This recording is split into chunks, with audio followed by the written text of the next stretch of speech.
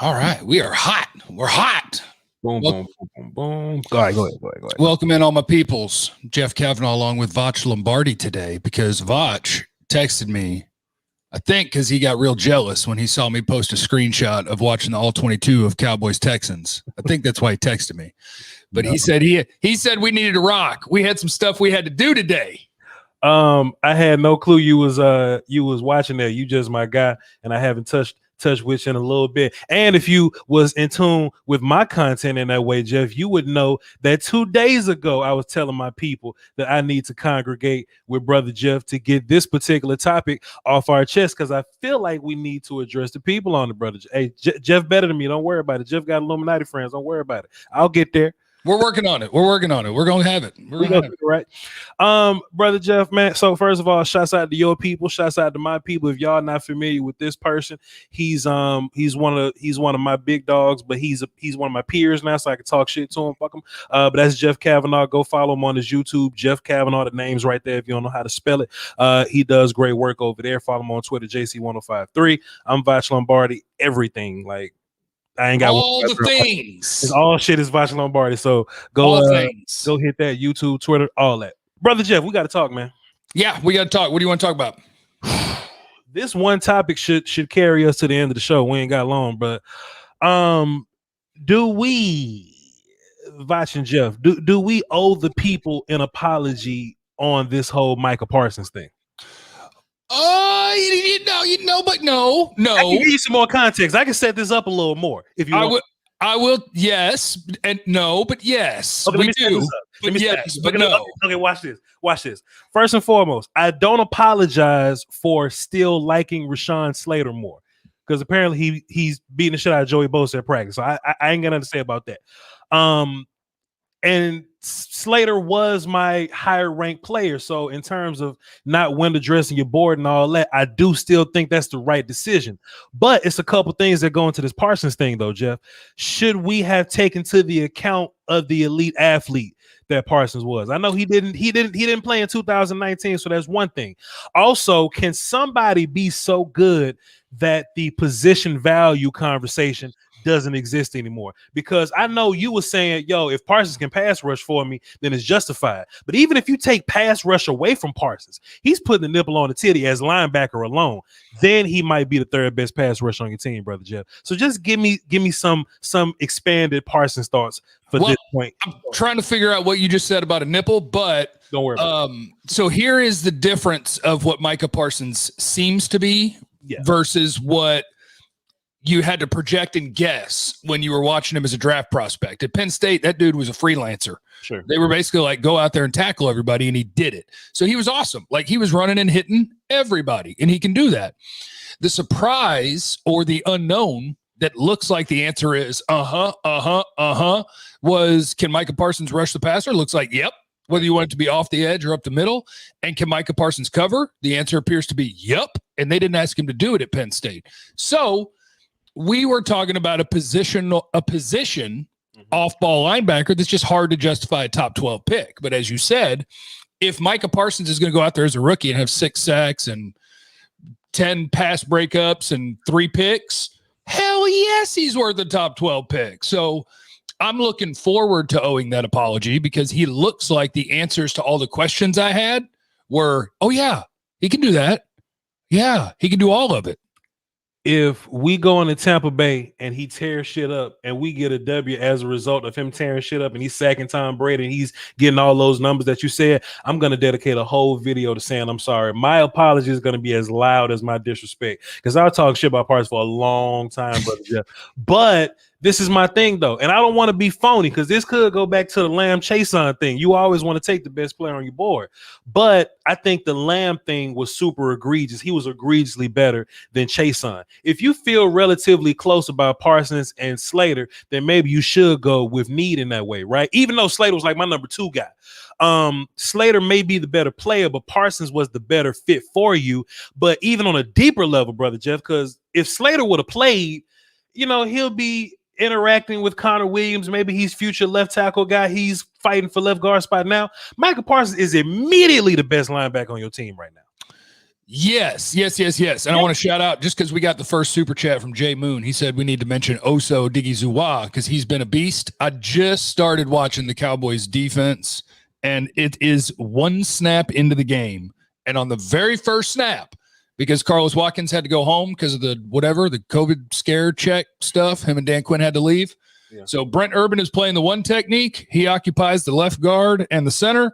Randy Gregory beats the shit out of the left tackle, and it's going to be a sack if it's anything but Tyrod Taylor catch, throw. He's getting sacked by Randy Gregory, and Osa is bullying the right guard into the quarterback. So, yes, Osa deserves a mention. He is going to be good. But, yeah, Micah Parsons, your best linebacker already, and my guy Jabril Cox, he's finally showing up. Like yesterday in that second half, Jabril Cox was everywhere. Kiki Kuti. He's a slot receiver for the Texans. Yes. Little bitty dude. Super fast. Carried him. And Jabril Cox had to cover him in man, and he runs like an in and out. Yeah. And Jabril Cox is on his ass and tackles him for like a 3-yard gain. So the future of the Cowboys linebacker is going to be really, really good, because a year from now, it's going to be Keanu Neal, Micah Parsons, and Jabril Cox. And that is going to be sweet. I think all the linebackers covered relatively well. And when you dig deeper into the film, I haven't gotten to all 22, but it's cool because I'm still watching. I can make it work. Yep. You also see Curse on the field with Donovan and KZ, but Curse is doing like box safety linebackery type duties, and they still got 2 deep safeties back there. So they getting fast on that second level. You said you had the first super chats. Actually, that's not true. I got like $40 worth of super chats over here. My goodness, but my people got class, and we didn't want to cut you off while you was talking. So while we're here, since the Cowboy dropped the dime, says, shouts out to the defense, salute to you, sir. Brother Naeem dropped the dime, says, thank you guys for the amazing content, Tolo, and what's happening to the Bucks. We're gonna beat the shot at the Bucks, brother Naeem. Salute to you. And DM dropped the dub in the super chat, says, much love to you and Jeff Voch. Both of y'all are one of the best in the biz. Question from 1 to 10: what's y'all's concern level with Coop's health? Don't worry about it. This upcoming season, there's some talk about him being injury prone now. Look, there's a difference between hurt and injured. Football hurt all the time. Coop don't miss games. Don't worry about it. 3.5. Yeah. It's not a 0, it's not a 1, and it's not a 2, but it's not that high. It's funny when you watch him at practice. Amari Cooper walks funny. He walks like stuff hurts. Yeah. But then he lines up and he gets open by 15 yards. So like that's just kind of what he does. Amari Cooper's foot and ankle and all those things are not great, and maybe they never will be great. But the son of a bitch gets open when it's time to go play. I'm gonna write down wide receiver talk because I want to get your expanded thoughts on the whole wide receiver 1 conversation after we're done with linebacker. Like I was saying, I think the linebackers covered solid as a whole. I made this tweet today based on the last 3 preseason games we saw, brother Jeff, and I just want your opinions on this. When we see Micah Parsons dealing with blockers on the second level, he has this D-line thing in him, so he really doesn't get blocked. Keanu Neal, when he's on the second level dealing with blocks, they don't really block him because he gets his ass downhill in a hurry. Like, he's aggressive. He goes. What's his face? Cox is another one of those guys, right? I see Jalen getting blocked a whole bunch, brother Jeff. Jalen gets blocked a lot. He gets himself out of position, then gets blocked while he's out of position. And I find myself trying to defend Jalen because in my mind, Jalen may not be starter for you, but if you need a backup, Jalen's better than the nonsense that the Eagles are running out. You know what I mean? But boy, I wonder if Jalen understands that he's losing snaps drastically to 42-11. I think at this point he knows. And I don't want to, like, we've all kicked Jalen Smith in the nuts enough to where I think people are just annoyed by it. And so I don't want to kick him in the nuts, but it's a difference in who they are. Like, the NFL has turned into a league where coverage and speed are such a priority that you want guys at your second level that are basically safeties. You mentioned it. Jaron Curse is basically playing a nickel or dime linebacker role where you're playing safeties at linebacker. Keanu Neal is a former safety playing linebacker. Micah Parsons runs in the 4-3s. I think that's what you need. And you need guys who can get through a blocker or around a blocker in a variety of ways. Micah Parsons can straight outrun him. He can undercut it and then outrun him. He can take on and fight them like a damn grizzly bear. Like, he has a lot of ways to get around the blocks, and that's why he makes all the damn plays, because he just is better than everyone else in terms of just being an athlete. And good point by my guy, CD Piglet. Give him a follow there on YouTube. He said front office always put draft value at linebacker, but never tried to protect them. Urban, Osa, Bohanna is investment and keep Parsons clean. I think that's a big difference in philosophy. Yeah, I do too. And it's just a difference in, like, they were desperate. The defense they ran out there last year was so bad that they might not have had the definite plan of our first 6 picks are going defense, but they were going to throw a butt ton at trying to just think about how many different players are going to play this year from what it was last year. Yes. 8? Yes. Like in terms of starters, 8, 9, 7, like it's going to be a ton of different dudes. So, brother Jeff, I made this tweet on Twitter and I kind of said it on my YouTube or whatever. And most people that saw it, they were kind of feeling what I was saying, but I did get into a Twitter shouting match with a handful of people. Let me get your thoughts on it, right? I don't shout on Twitter. Don't worry about it. Somebody called my show and they was like, Voch, has Jalen gotten slower? And I wasn't ready to like answer it necessarily because I would have to see that. And in my mind, the first thing that came to my mind, and I'm hanging on to this answer, Jeff. I don't think Jalen got slow. I think Jalen's what he is. I think he's used to running around with Sean Lee and Joe Thomas and like limping Van Der Esch. But Parsons run a 4.3, Jeff. You know what I'm saying? Like, Neil runs probably a 4.5 flat. Like the linebackers now fly. Neil is a safety. Like Jabril is a safety. You know what I'm saying? Curse walking down is a safety. I don't think Jalen got slow. I just think the guys around him are totally different. On your point, what you were saying, like how different the team looks or whatever. Guys like Rashard Robinson wouldn't dare make this team. You know what I mean? Guys like I don't think Alden Smith has a chance in this in this kind of configuration that we got right now. You know what I'm saying? So just looking at where we were last year, some of those guys that was playing last year may not make the team now because of where we at. I'm not saying that we top tier 100 or nothing like that, but y'all know how I've been kind of dressing this thing up the whole season. We just got to not be 32nd in the league. We look like what a 15th to 19th ranked defense would look like, and I think that's enough to get it done. Well, and I actually, like, honestly, you take the game against the Texans and look, it's the Texans, right? It's Tyrod Taylor and then Davis Mills, and the receivers aren't good. But at the same time, if they converted a third down, it was not until the fourth quarter because I stopped paying attention. But they went most of the game without converting a third down. Like the Cowboys are making that work without Tank, without Carlos Watkins.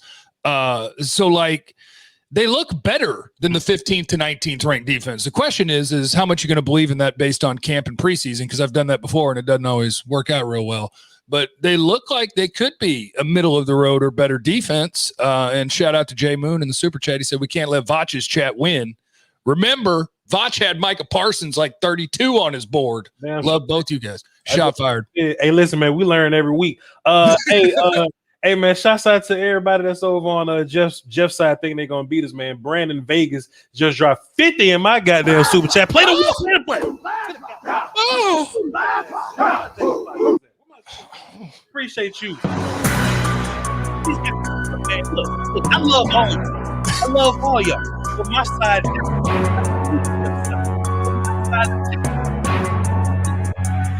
it's different.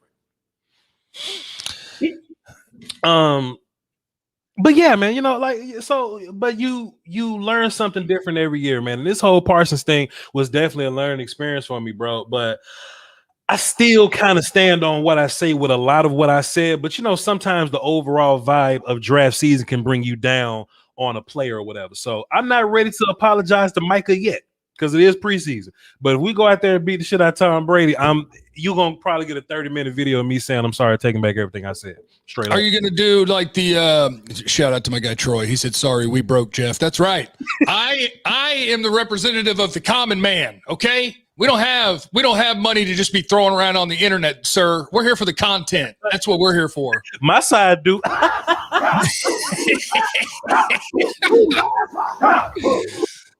I'll punch you in the face. I forgot what else I wanted to talk about today. Shout out to Ben DiNucci.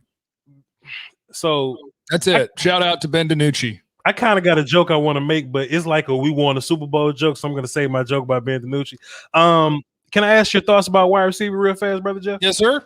Do you get into the whole back and forth about trying to figure out who's wide receiver one on this team when we should just be like, oh, we got Marvin Harrison and Reggie Wayne, we got Anquan Bolden and Fitzgerald, we got Torrey Holt, Isaac Bruce, because Lamb I think Lamb is a wide receiver one kind of guy. He beats the shot out of everybody. But Coop is also one of those dudes. But you forget Coop is that guy, like you said.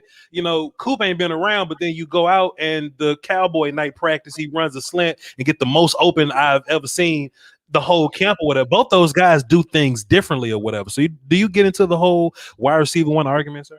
No, I don't care. The only way you would care is if we were like doing a fantasy football show, because and I'm not going to do a fantasy football show right here, but I will tell you that like every ranking, because I did a draft yesterday, everybody's rankings has Lamb ahead of Cooper. And I'm sitting there going, are you guys sure about that? Like the Amari Cooper disrespect, I think, has gone too far. He's a real life number one and has been for a half decade in the NFL.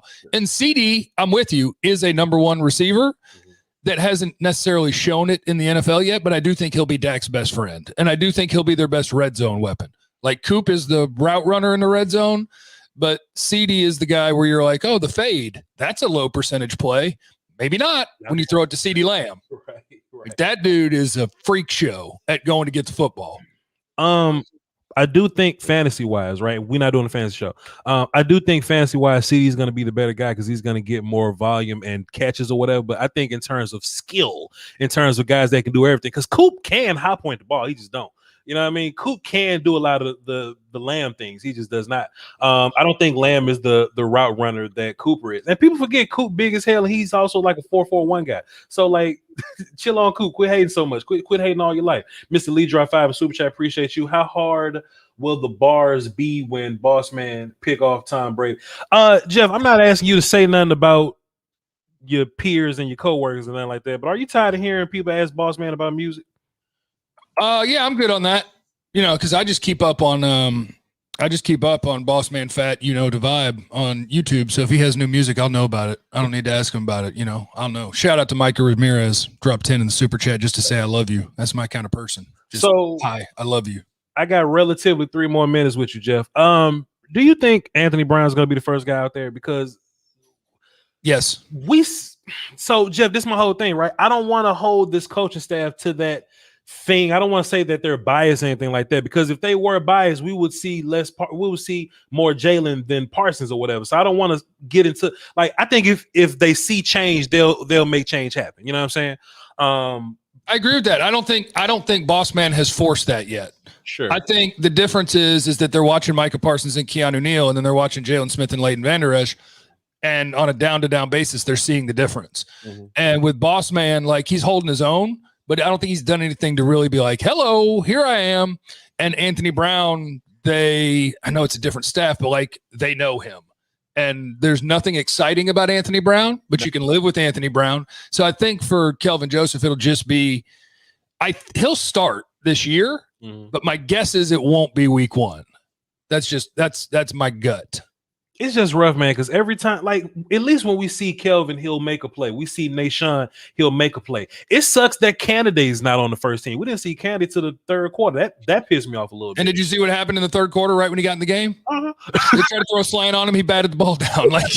Candy just hey, this is what I do every day. That's my whole thing, Jeff. We see the results with these other guys, right? But when we see AB, the first play they threw it on him, he came up, made a tackle. The second play they threw it on, the wide receiver was open, hit his hands, and he missed it. So they're trying Brown, and Brown's not making these plays. I just think it's totally egregious, and it's just, to this point, I hope politics don't play too long. I'm not saying Boss Man is necessarily ready, but I just know that Brown ain't. But it should be Kelvin, Canada, and Diggs for my money. Shouts out to Ray Drive 5 and Super Chat. We're going to beat the shot at the Bucks, and LV and Anai been playing well. 30 seconds. What you got about? Shout out to Tommy Buster for 2 in the Super Chat. 2 mofo and rock stars feeding Dallas Boys content. Appreciate you. By the way, I just want to tell people that if you're into daily fantasy, go to Underdog Fantasy, sign up with the promo code Jeff C, Underdog Fantasy. Ooh, you get 25 free bucks. That's enough to enter you in the million contest. You know what I'm saying? Let's get it. And if y'all want a discount on some Manscaped, shave your nuts or something, use promo code Voch, get 20% off and free shipping. There you go. Do it. Jeff is gonna go watch preseason football. I'm probably about to go get a workout or something like that. Appreciate y'all for tuning in, man. Hey, look, you never know what people going through, man. So just be nice to people, man. Say something sweet. Don't be an asshole before I slap shit at you. You know what I'm saying? See, he said what I was going to say. So hold it down for the Doski Woskies and the Peasky Whiskies. We'll catch you guys later. Oh, and if you like audio versions of this and you don't need video, I am on Spotify, bro. And Anchor. Just look up like Daily Cowboys with Jeff Cavanaugh or something like that. Put my name in because yes, without Voch's consent, I will upload this to there. It's gonna happen. Do your thing. Get your money, player. Peace. Love you. Bye.